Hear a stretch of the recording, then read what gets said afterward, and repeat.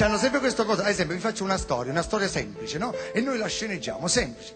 Bambino che va dal padre, dice: papà, sono stato promosso. Il padre dice: bene, adesso ti meriti un regalo, ti vado a comprare qualcosa d'oro in una gioielleria. Ma lì succede il patatrac, fanno una rapina, il bambino muore, il padre deve andare a comunicarlo alla madre.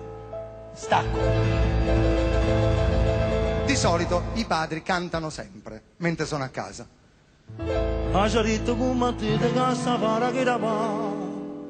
Non lo so neanch'io quello che ho detto, scusate.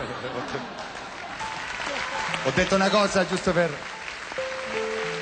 Ma perché mio figlio Papà, ho stato promosso. Bravo figlio mio, fammi vedere la pagella. 7, 8, 7, 7, 7. Bravo, vieni, ti compro un set da 4.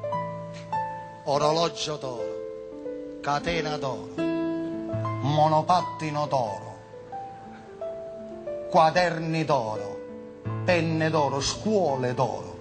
Vieni, andiamo all'orologio. Ah, scusate. Andiamo all'orologio lì. Si presenta. Buongiorno, prego mi dica.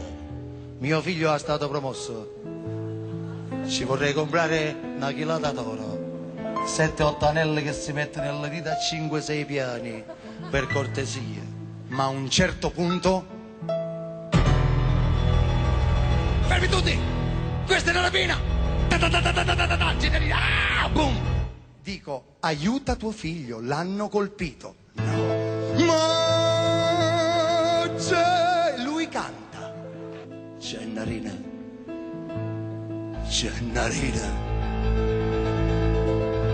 Gennarina.